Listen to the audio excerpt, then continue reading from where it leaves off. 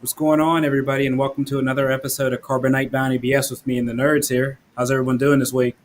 All right, Woo! all Yeah, right. fantastic. Yeah, definitely a good Awesome. week, man, and definitely great to be back with you guys with another reaction to one of the newer classics, we'll say. So, before we dive into a little bit of this Rogue One watch through, let's let our guy DP let you guys know where to find us at. Nerdcyclopedia.com. People, make sure that you are going on that website. You will get all our links to our social media stuff at Facebook, Instagram, and also Twitter at Nerdcyclopedia. If you are watching us on YouTube, make sure that you hit that subscribe button. So anytime that we're live, you know that we're on, and also hit that notification button as well. If you're on Facebook, thank you for coming to our page. Carbonite Bounty BS is where we're always at. A Star Wars group on Facebook. So make sure you join that Facebook group, and we'll talk about all things Star Wars. If you are listening to us on your podcast, on your iPhone or your Galaxy or whatever podcast device that you're listening to us on, we are on Stitcher, iHeartRadio, Spotify, Google Play, Apple Podcasts, anywhere that you listen to your favorite podcast, we are there. And most of all, if you want to leave us some feedback, nerds at nerdcyclopedia.com. We love getting that feedback from you and also giving it back to you. Well said, well said. Well, guys, as we kind of jump into this, I'll just be the one that kind of started off. I'll start it off this week with me. I guess if I go my initial reaction, it's funny because I kind of waited again till we decided to obviously do this again to watch it. So I literally watched it today again. And to be honest, I took some notes down as far as like, I remembering the hype around the movie, but to me, the movie for the first, it looks like an hour 20. So at the hour 20 mark, it really fell flat the first half. I'm not going to lie. Until we got closer to the Galen Erso death, the Vader on Mustafar, which is DP always alludes to as fan service for me. So as we got to those points of the movie, that really first hour was just like, there were points, and I literally remember in the theater that I was kind of like, not really dozing, but I was losing attention. If it wasn't for the aura of Star Wars, for the characters, the droids, the setting, I don't think I would have kept as much attention the first hour because it was kind of losing me. But that hour 20 mark is really where I thought the movie opened up. And as we alluded to, and I'm sure you guys will say, this definitely was like something that was set for Disney Plus. Hopefully, moving forward, Andor, whatever his series will be, which will be a prequel to this, will be laid out better. But I thought the format of the way this movie was set up should have been a series type format because it was just it seemed rushed. It seemed that first half was too slow, and then the pacing was at the end was just ridiculous. What about you, Ken? We'll go to Well, Hitchy, but it doesn't matter. Whoever wants to go. no, I'll go now. So, yeah, I feel you. I mean, I understand what you're saying. Like the beginning part, to me, was very Phantom Menace. Yeah, Okay, it was real, but they were trying to actually introduce for the first time the point of the whole thing, like where this all started, and I think they did it very well. I watched it a couple times today. I watched the end into A New Hope, which is like my favorite Star Wars like nerd thing right now. Is just queue up Rogue One and then have A New Hope go, because they did that so perfect. The dialogue, the characterization, the story, the ships. So I've got a Republic blockade runner here. This is one of my favorite toys because this was the moment for me when I was 8. When I saw the film, I saw that first ship. I mean, that was the original first thing you saw on the screen. Like, what was this? Okay, so Rogue One explained what that was and why they were being chased by this giant triangle with no end. It was 2,000 football fields long with giant blue thruster lights at the end. And was this were they the enemy? Were they the good guys? We don't know. We don't know exactly what's going on here. Rogue One explained a lot of that. Um, and you know what? We've gone through Clone Wars, Rebels. This Rogue One directly ties into all of that with Saul Guerrera. I mean, directly. And what a what a rebel he was. Yeah. What a destroyer of things, and guerrilla warfare, and how he took his own. He had his own rebellion, his own agenda going on. And then the story with him and Jen. So now here I want a series with when she was, I guess, 7 or 8, and then she was 16. I want that story, because her dad was an imperial scientist, and she loved him, and she had to, in her mind, accept the fact that he was working for the evil, the bad guy, but he still loved her, Stardust. And there's this huge conflict. There's a scene with her and Saul in his house right before he died, where she told him, you know what? My dad created the Empire. I mean, basically created this weapon that the Empire was going to use to destroy the galaxy. And Saul was like, yeah, I accept that. I just wanted to protect you, and I knew that they were going to use that against you. Lots of different moving parts in this film, Rogue One, that need to be pulled apart and looked at. And I think Disney has about 6 years of content here that they can use.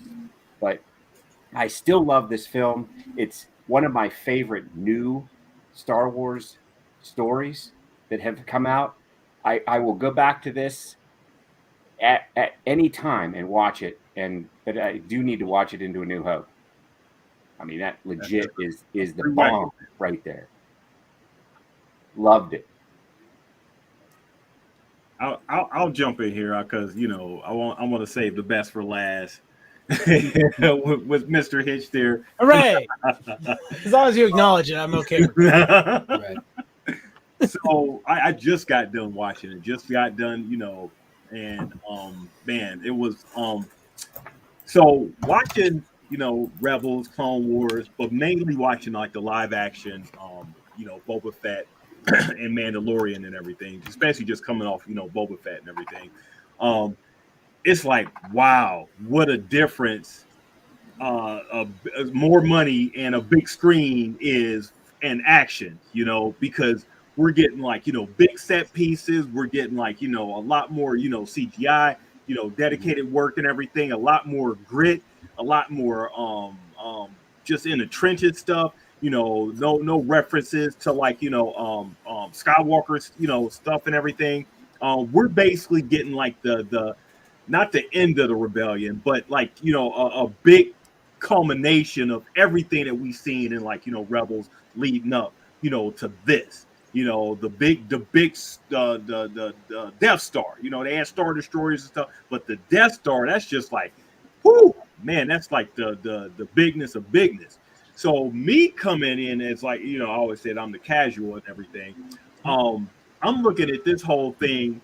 I'm just like in awe of. I remember watching this in the theater and not knowing what the heck was going on, because I was just like, just not as big a Star Wars fan, and I was sort of like on, Team Miss side, I was falling asleep in some parts, especially towards like the middle and everything.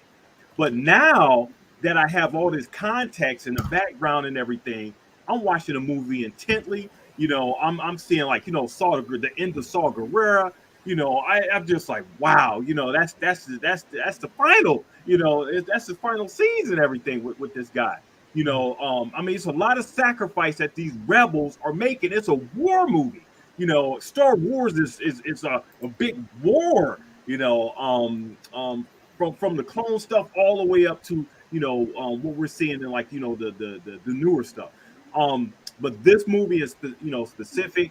It was very, very good.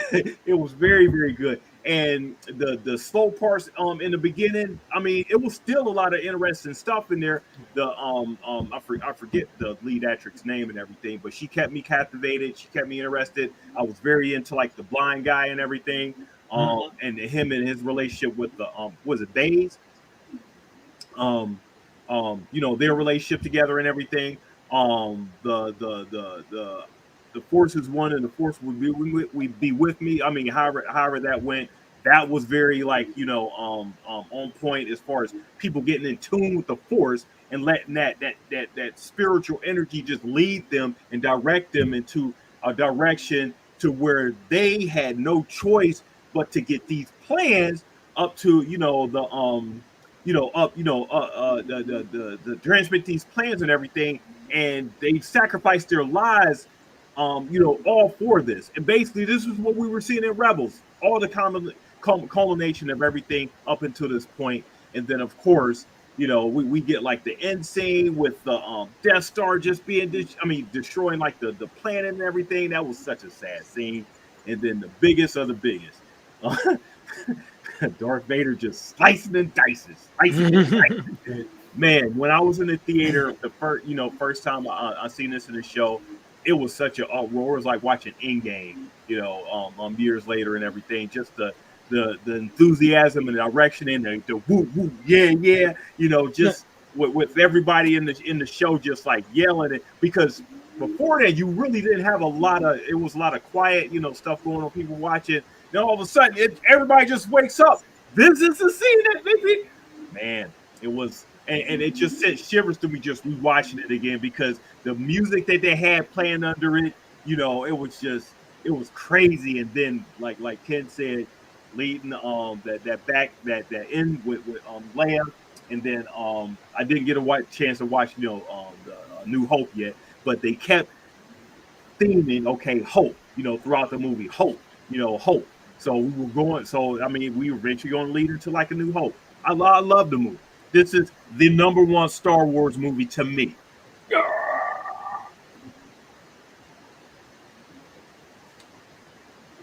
Wow. Yeah, I was gonna wait for you to respond. I'm not gonna say anything. All right. I'm not gonna cut at him because that's a personal opinion. You really liked it. It's great, and for kids, that are. I'm just kidding. I like this movie too. Like, I'm not gonna sit here and act like it wasn't a fun movie and I didn't have a great time enjoying it again. It's a fun movie. I made a comment in our chat that I felt like this is about 7 stories and like 4 of them work and 3 of them don't really work. And what I mean by that is, and I think your finger on this is that when they're talking, this movie is very, very sluggish. And they're having to expound, and you're like, who are these senators? Who cares? Like, is that Mon Mothma? But it's not like, it's not that exciting to see Mon Mothma. You know what I mean? So I think the movie drags when there's exposition, and I think there's a really great parallel to this, and it's that first scene where Cassian has meeting with that pilot, and the pilot's warning him, and then the stormtroopers are coming, and the pilot's like, "Oh, I'll never climb out of here," and Cassian just shoots him, right? Yeah. So stop talking and action, and then everything's awesome. There's a really awesome big space naval battle right at the end of this. It's really, really good, well choreographed. Everything makes sense from a spatial perspective. You understand the stakes and who's doing what at all times, which is really hard to do in space in 3 dimensions. Really, really good work as far as that goes. And I did like how they sort of let it be a bleak ending, right? Because that the long shot pays off. And I think that's one of the things about this movie when you're watching it, that you can tell that hope, right? Like, this is going to actually work. We know this is going to work because we've seen the fruits of their labor in, the original Star Wars or New Hope, as we call it. As far as, characterizations, the one person I did enjoy talking was K2SO, portrayed by Alan Tudyk. Man, I love the sassy droid thing they do in Star Wars. I've always loved it. In Knights of the Old Republic, the game on Xbox, one of your companions in your party is this droid that calls you meatbags and stuff. It's like a killer android. I've always really enjoyed that trope. The droid in Jabba's palace that threatens to torture R2-D2, also same sort of deal, right? These weird robots, that have like sense of humor. I really that's maybe my favorite character in the whole movie.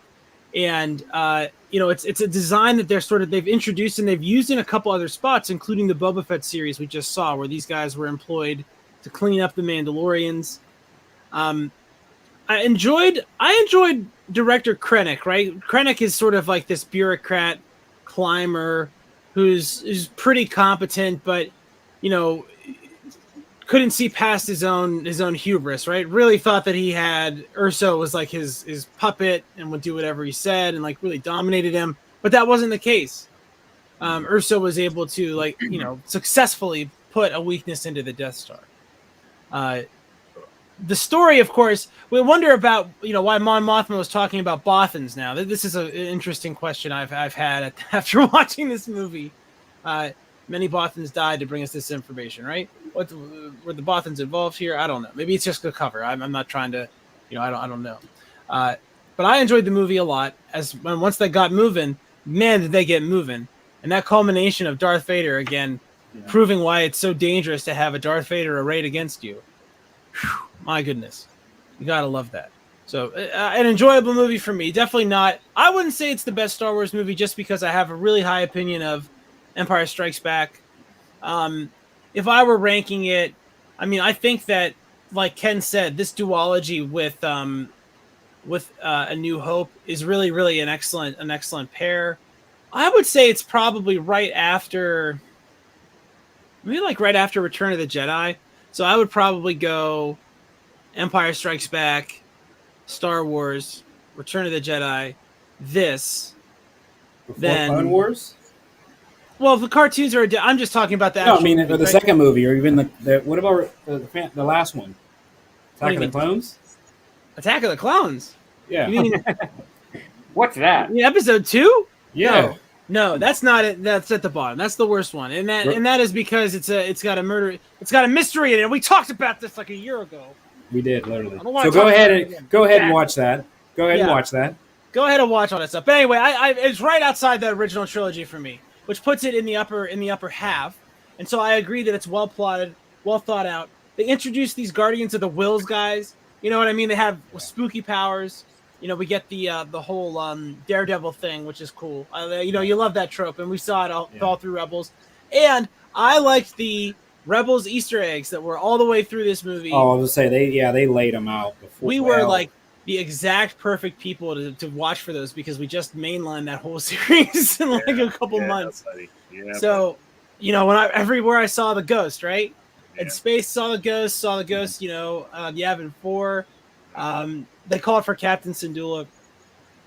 If I were to have any critique about this now in hindsight, and understanding that, the production isn't all linear and stuff, and I get that, I would want to see what Hera was up to during this stuff, right? I would want to see that slice just because she's a character we've come to know, and I want to, if I said it was a seven stories and 4 of them worked, that would have been an 8 story.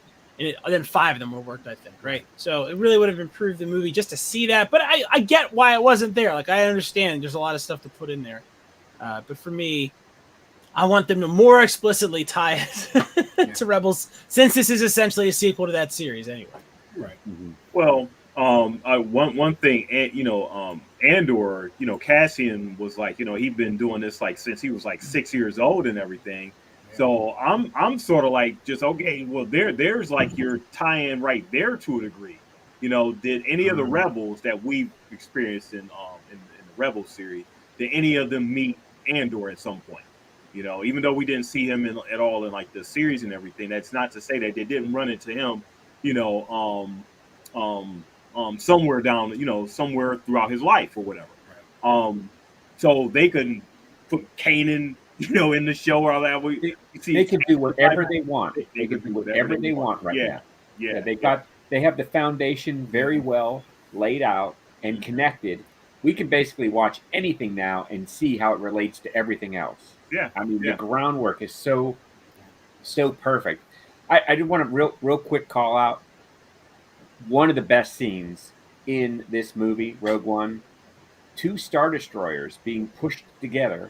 Yeah, I like that. Yeah. Exploding and then falling down and destroying the very shield generator that was keeping the Death Star plans from being broadcast up from the. That to me is the absolute. That's Star Warsy right there. That is the point of all this. Also, side note: is Saul Guerrera the first main character that's ever been killed by the Death Star? Like, was that the Space first Jimmy Smits? Space Jimmy Smits. Jimmy Smits. Space Jimmy Smits, man, Bail Organa. Yeah, He's Bail. on Alderaan when that happens. But that happened after, right? Oh, you mean in linear? You mean yeah. linearly? Okay. He said the first, right? Yeah, I think you're probably right then. Yeah, I mean, this was a test, right? Yeah, This right, was a test to see whether this thing worked. This was the first test because Tarkin, said, a test to destroy a planet, right? Dantooine was the first, but Alderaan ended up being the actual target. But Dantooine was the first planet to be destroyed. Well, Dantooine was far too remote to make an effective demonstration. But Right. if she wanted to give him, a real target, a military target, we will deal with your rebel friends soon enough. So this Saul was on Jeddah, and all they wanted to do destroy one city. So they didn't destroy the planet. Mm-hmm. They just destroyed a city, and Saul was the first main character that was killed by the Star Killer. It's so interesting to see now understanding kind of like the progression of that character and how, he's not a force sensitive guy as far as we can tell. And there's this progression for Saw where he becomes, twisted and evil, more machine now than man, right? Just kind of in a echo of Vader. And I think in Rebels, it's very clearly portrayed that this is Saw giving into the darkness of revenge, right?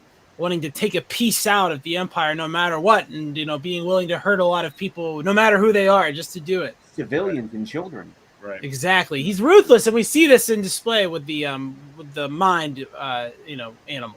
The mind alien, whatever the hell that was. That's terrifying, right? The side effect is it makes you go mad. He doesn't care. Now, when we see him in Rebels, he has legs. So that's one big difference here. So no legs. And now he's using that, he's doing, I don't know, nitrous or whatever. Yeah, okay, he's got a CPAP. Whippets. He's got CPAP. That's all we need you to lose 20 pounds. Yeah, but we didn't mean your legs. Yeah. We didn't mean off the bottom. Oh, goodness. I got to stop. All right, so it's interesting to see Saw meet his end at the Death Star, at the hands of the Death Star, like you're saying, almost like the Empire did all of that stuff just to make Saw go there so they could blow him up. And he was the main target. Like it was like he was they wanted a test. They wanted to show the Emperor that this thing worked, right? But they also, I think, knew that Saul was there, and he was a huge pain in the ass for the Empire. And they took him out. They tested the weapon, and they took out a big pain in the ass. Yeah, the Rebels, they've done so much like little stuff over the years. It makes sense that they will come up with this big thing, to annihilate them, to throw that ultimate fear in them, to make them stop, make the ants just stop. Because if you think about ants, especially like red ants and everything, they're everywhere. If you're down south and stuff, it's kind of hard to stop them and everything, and they bite real hard when they do bite. These are the Rebels here. They're biting. Yeah. They bite real hard every time they attack. They can't take the Empire out all at once, but each time they do something, they annoy and really they really annoy the Empire to the point where Palpatine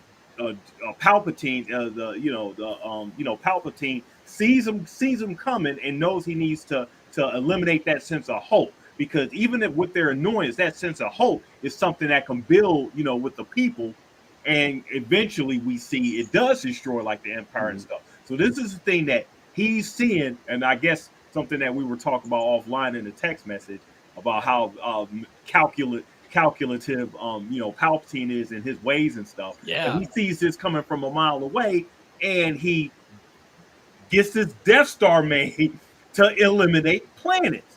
It's crazy. That thing is just crazy. And the Rebels shake up the Empire leadership too, because the little tiny bites that they do end lives within the leadership. I mean, we've seen all kinds of Imperial leaders go down because of things. The Sith are not known for their patience or forgiveness. Yeah, not at all. So yeah, makes a lot of sense.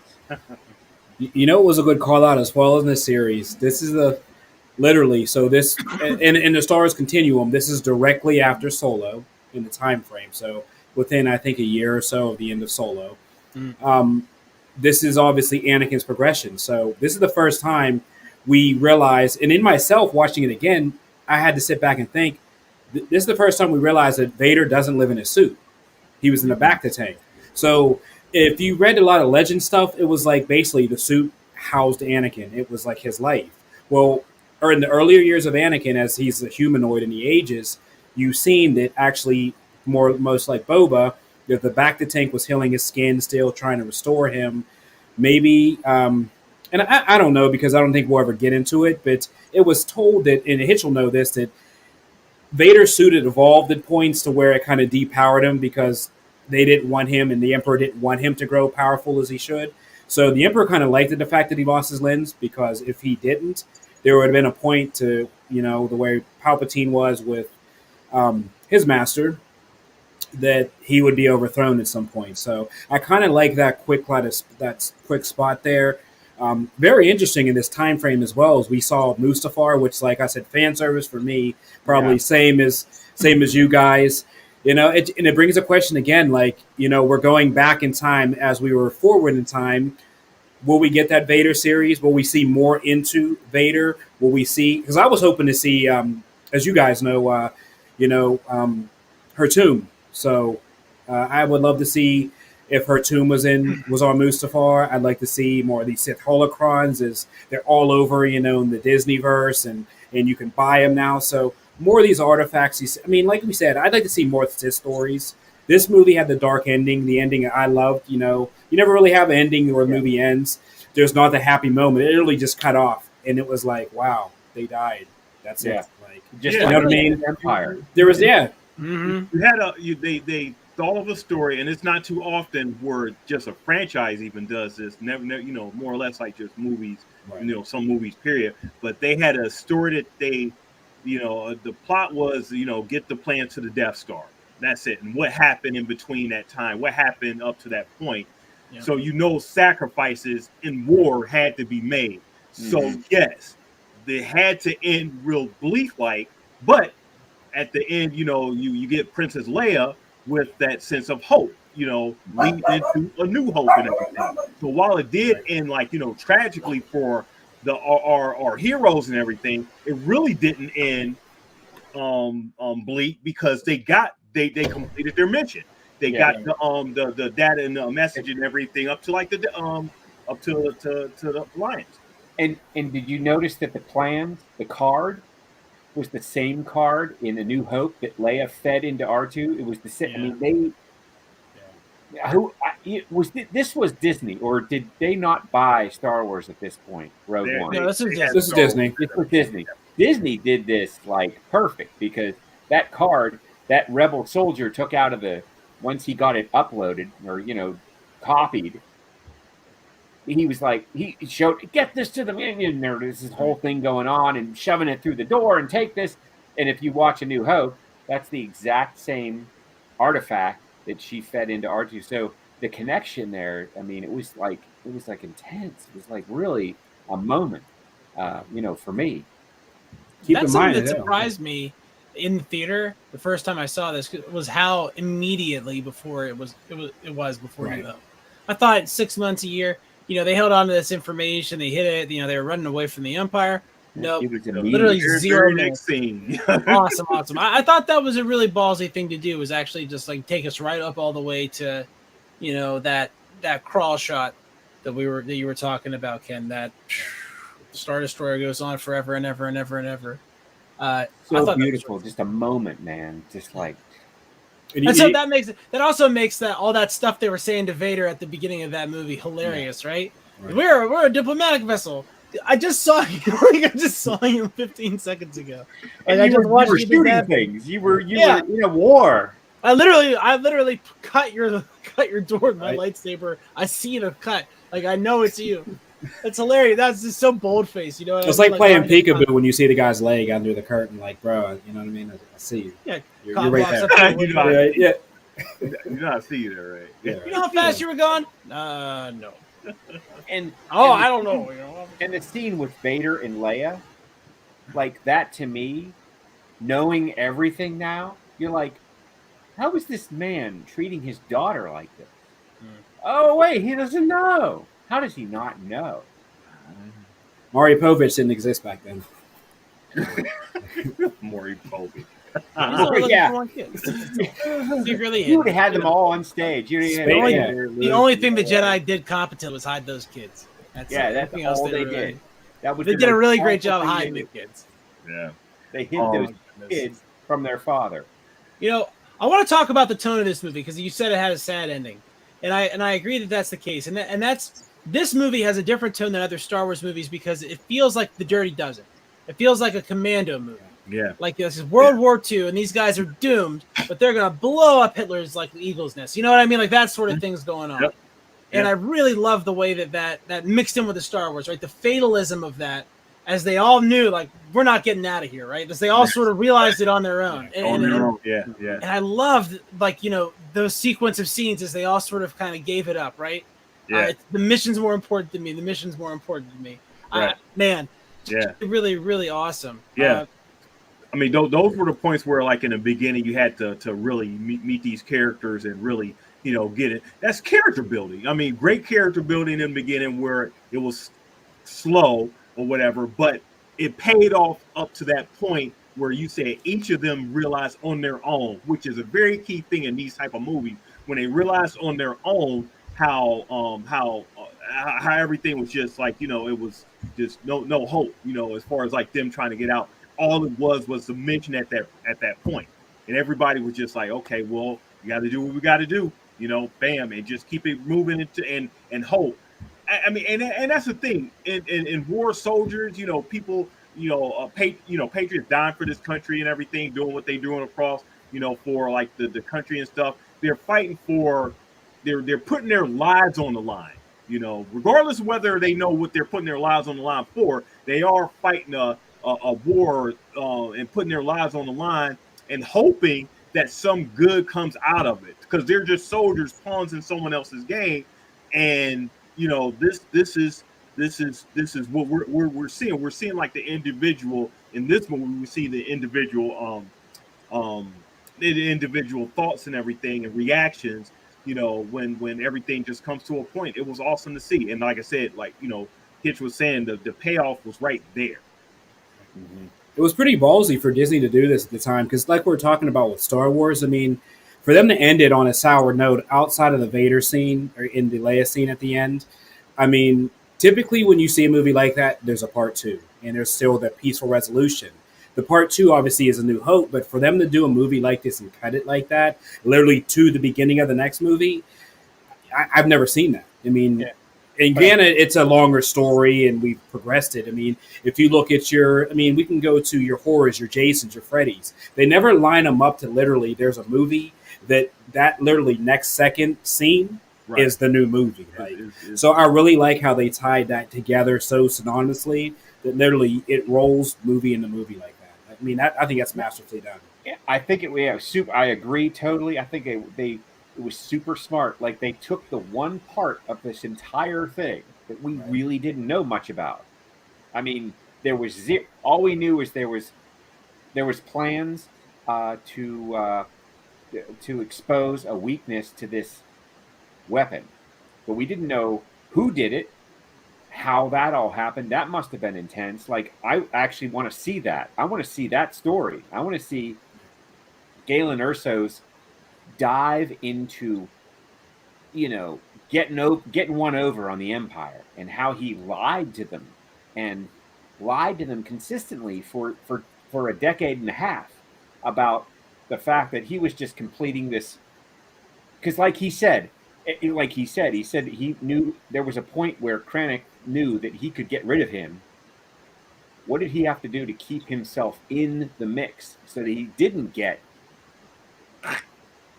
pulled out? So they knew that he was important enough that they had to keep him in there so he could get this weakness built into the system so deeply that no one would ever find it. Like, how did that happen? Like now, this, if anything, Rogue One opened up new stories for me. Well, Like I, that's why they did Andor series as well, and it's been confirmed that there will be 2 seasons. It looks like, so I think we're going to get a lot of this Rogue One kind of not really this fanfare, this film. That you're going to see that a lot in Andor because it's going to go back. Up until I believe the beginning of this movie, so you'll probably see like DP saying maybe the six to that early 20s, Andor that we see before he goes along and runs into Jen or maybe that Disney's bold enough to, again. How about if they run Andor 2 seasons and literally the end of second season is Rogue One? That's if they keep it going. I mean, because all in this time frame, as we saw with the Boba Fett and the Mandalorian and how Ahsoka and all that's lining up. You got to remember, we have at this point, Solo is happening somewhere in the galaxy, right? At this point, this movie's happening. We're going to see Obi-Wan at the same point. We're going to see Andor at this point. We're going to have 4 films that literally depict the same time. And it's going to answer all these questions and these stories that we typically don't get. That are like, where is he at? What is he doing? What is he doing? It's playing out in our eyes, due to the slowly medium of Disney Plus and the investment they put into Star Wars. I just think the way they're doing these. As long as there's stormtroopers in all of this. Yeah. I mean, that's going to connect it all for me because that's. Well, How about the Jet Troopers too? I mean, that's Jet Troopers, Dark Troopers, Clone Troopers. They're all good. They all count. Droids, keep the droids coming. Oh, in the whole crazy thing. droids. Yeah. To talk again about running these movies into each other, running this right into episode 4. It's interesting that Star Wars is a movie that was changed a lot. It was changed a lot. They could change the title of it at first when they made a sequel, and then they changed stuff in '97, and they added the Jabba the Hutt scene. And this movie changes a lot about the vector of the next movie. It adds a lot more urgency to those plans. Like I said, it makes the bald-faced lying to Vader really hilarious and sort of terrifying, right? You know that these people are definitely lying to him, and you can tell when he gets super frustrated, he's going to do something crazy. Nobody can do, right? You just saw it. It adds a lot more urgency to that sort of stuff. I think it's really ballsy to change to add like all this context to one of the AFI's top 10 movies ever, and one of the highest-grossing films of all time that spawned this entire pop culture obsession that's now multi-generation. Right, multi-generation. It's great. And what else did they add in A New Hope with the Boba Fett scene? Boba Fett, Jabba the Hutt. Jabba and Boba, and all our favorites are here. Yeah, everybody's right there. So it cemented everything a lot more because they knew that Boba Fett was pretty popular, so they got to get him in there somehow. He was just in the background, but that was the first. I mean, they had to put that in there. Very, very important scene that they added. This is the way to change a movie, right? Not CGI effect, like none of that crap. This is how to do it. Give me something that gives me more context and more meaning, not something that just looks a little different or more conforms to our cultural mores in the future, a la E.T. So with this movie, as I was watching it, and even as I seen it in the theater, I was just so impressed on the dark grittiness of the movie. Because I've never seen any Star Wars movie look and act like a war movie. Like on the ground war type, stuff and everything. You got a lot of dark tones. You got a lot of bland colors and everything. A lot of browns. A lot of grayishness and everything. And then we get to the beach scene. That beach, whoever thought about doing that was such a brilliant, great idea on having was it Normandy? The Normandy, yeah, the storm in the Normandy, yeah, it was perfect. So that was just a great, way to reference that and everything. But it makes me hopeful that Disney does not give up on the movie stuff, because we really do need Star Wars movies. While the TV shows are doing great, the big action that the movies can bring in like a 2-hour type setting where you have a beginning, middle, and an end, is still needed. This was a fixed point, and I understand the trilogies and stuff, even the sequel trilogy and everything, that they told a story over 3 movies and episodes and stuff.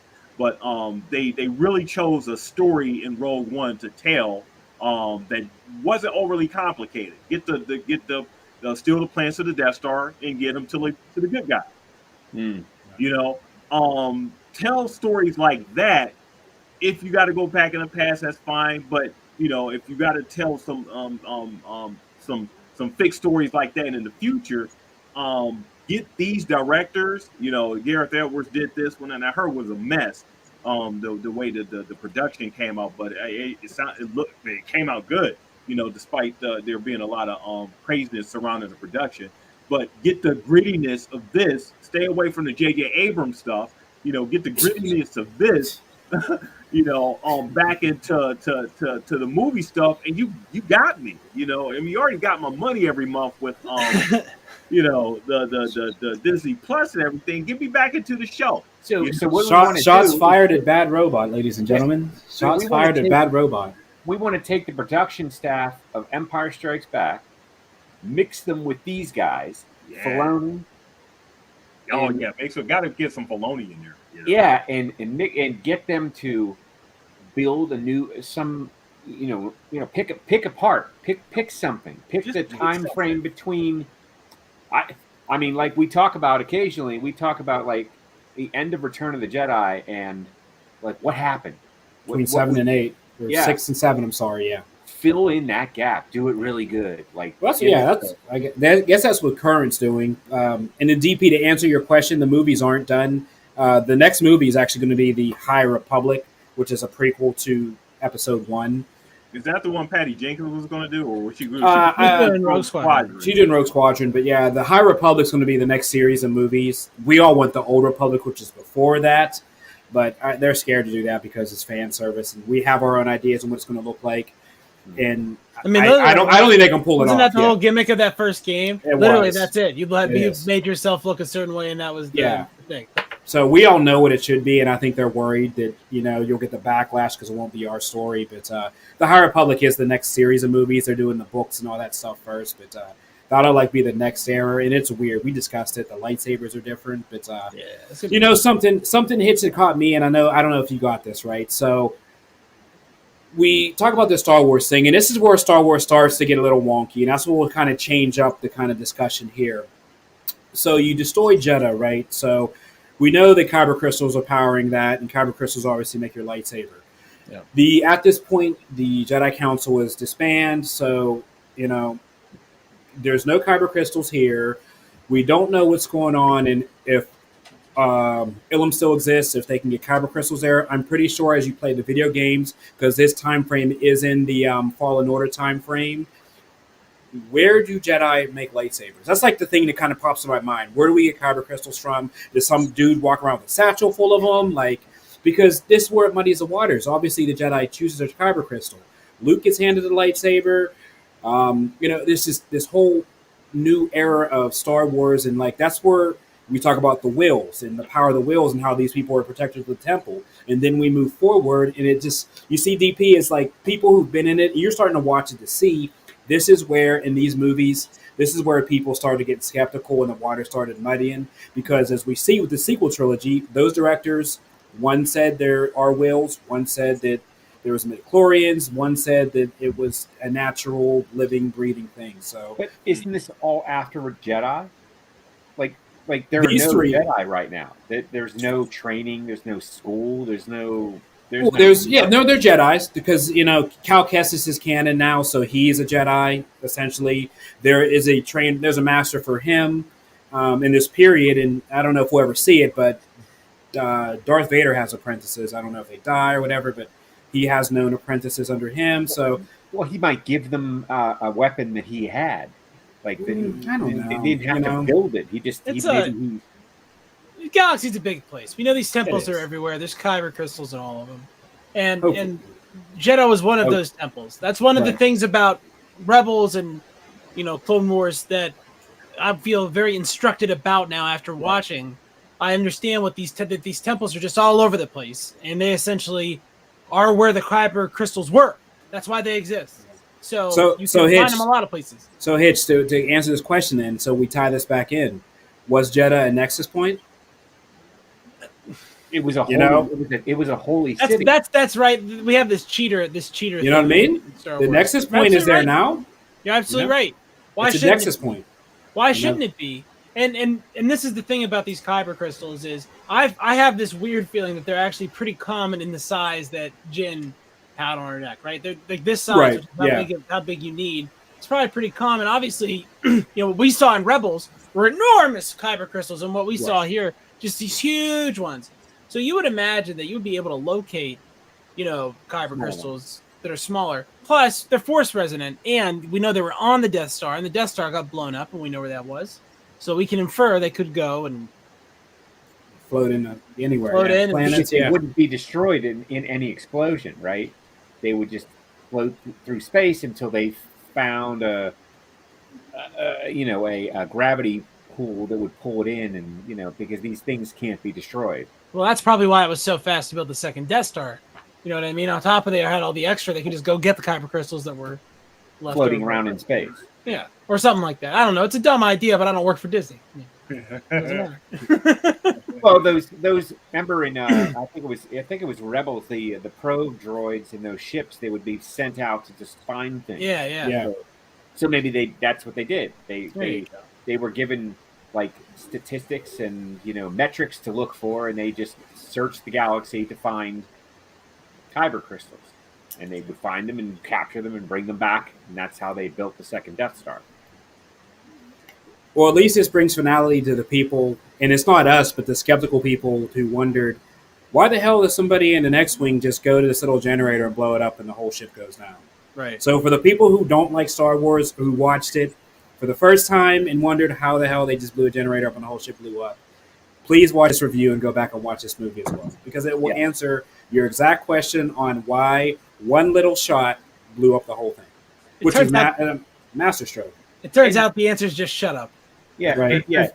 And what about the story of David and Goliath? It doesn't take huge mountain to take down an enemy. Right. Very small things can destroy very big things. Yeah. So it makes total sense. All the time. You just needed the right pilot, that's all. Yeah. And who better a pilot than the son of the leader of the Galactic Empire? Or let's say the face. I mean, he's the face of the Galactic Empire. He's not the leader. Nobody really knows who the leader is. It could be Tarkin. No, everyone knows it's Palpatine. I don't think Palpatine brokers a lot of competition.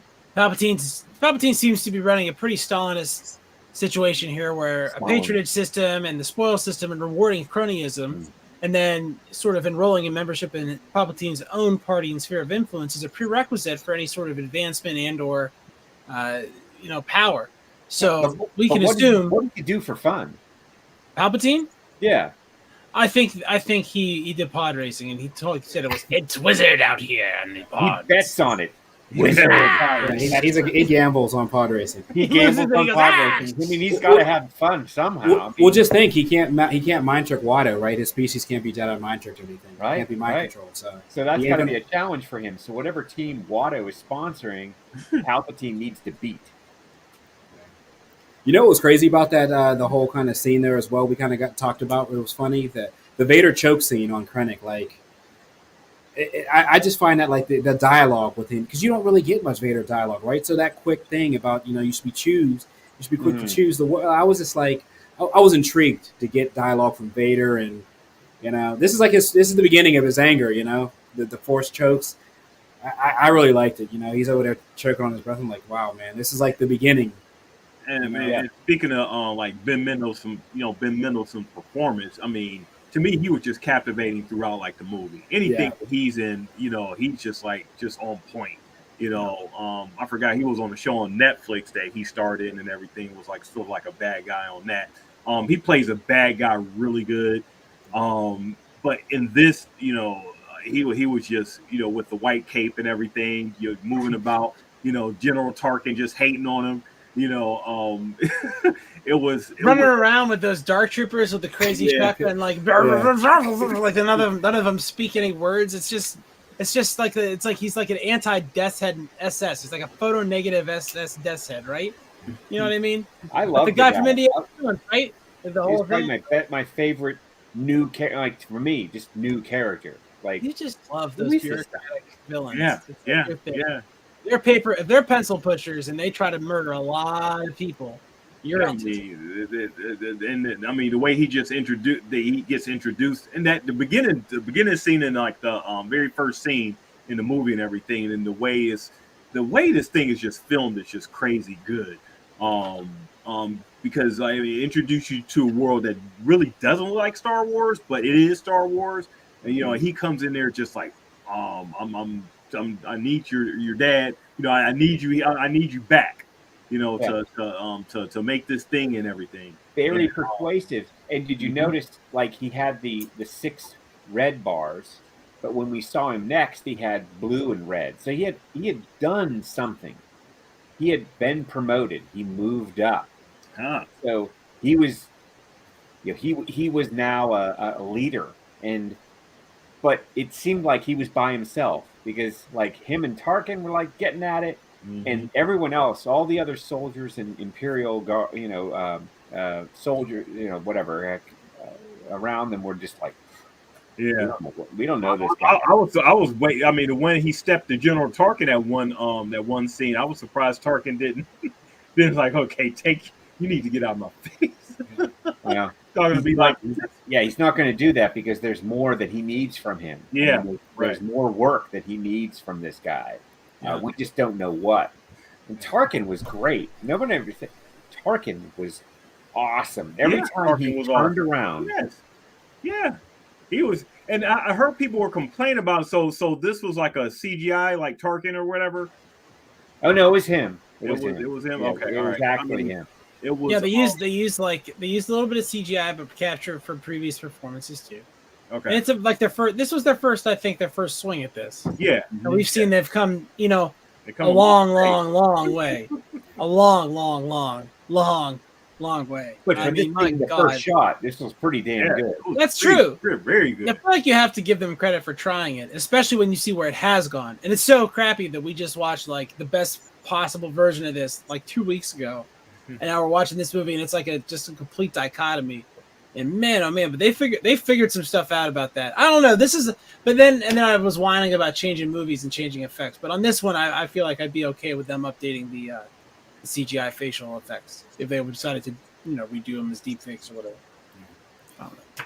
DP, is funny you mentioned the beginning. How about the quick joke, real quick off the bat? The slide joke. He comes in all tough, and then he looks over and says, "Oh, it looks like here's your wife arisen from the dead already." It Like, was a miracle. I was A like, miracle. That's a been miracle. That Yeah. era. that was all Mendelsohn right there. Yeah, I was just like, yeah, wow, man, yeah, off the yeah, bat. yeah, yeah, yeah. Real sarcastic, but Yeah, exactly. funny, and From the biting. dead. And that's Right. that's Star Wars. That's the comedy through Star Wars. We talked about the droid, the Imperial droid. Yeah, That's Star Wars. That writing, everything that droid. This is a rescue. You are going to be rescued. This is your lucky day. I mean, that's perfect. As he choke slams her. Yeah. Right. That's perfect Star Wars writing. Oh, that line. How'd you know that wasn't me? Yeah. Yeah. Oh, she just knew. Oh, that's so great. yeah, But yeah, guys, I mean, I thought this, and we said it, I thought it was a good film. I thought the first half started slow. I mean, and Hits alluded to it. It's really just the dialogue. It's not the movie yeah, because the story was good, but the dialogue, I mean, and this is the beginnings, I guess, of the new Star Wars era. This happened before, we saw the final three, but it was a good movie. I think this is definitely better than the sequel trilogy.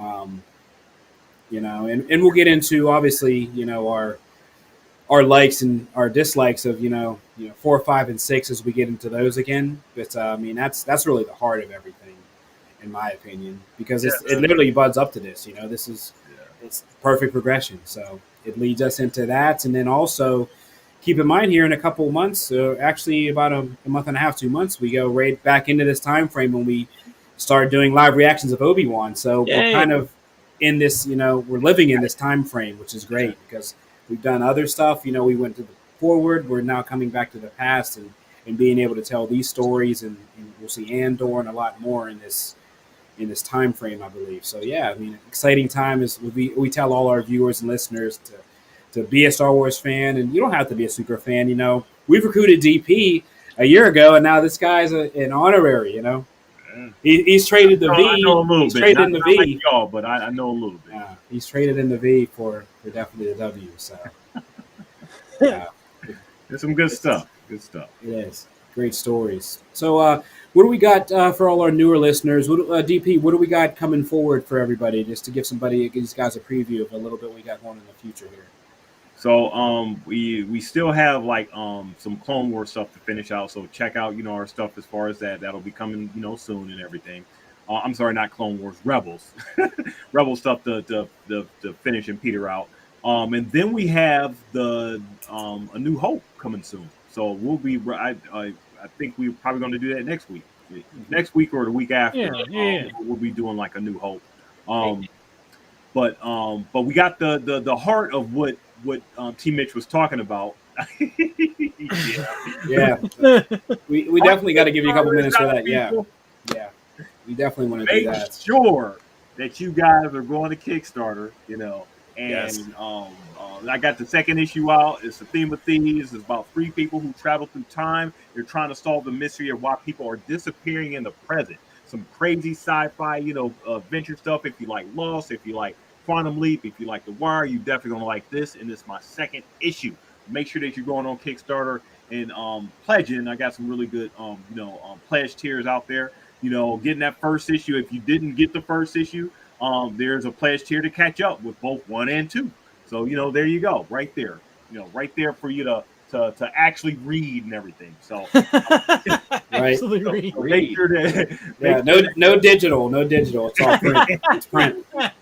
Actual print. You're gonna hold the thing, So make sure definitely. you do that. But yeah, we'll as T. Mitch was talking about, we're going to get right into the heart of like Star Wars with 4, 5, and 6 episodes. So make sure that you come back and check us out next week. And definitely, guys, DP, we'll make sure to put a link for that in the on the Facebook group as well for everybody who interacts with us. So yeah, please support Theme of Thieves, man. It's something that's near and dear to his heart. He's worked really hard for it, and listen, the story's great. He's let me see this stuff. I mean, it's been a really good idea. So, Theme of Thieves, ladies and gentlemen. But yeah, guys, once again it wraps up another episode with me and the nerds here. So, as we like to say with the group here every week, for all the new viewers, just like we've said in this newer era, this is the way. This is the way.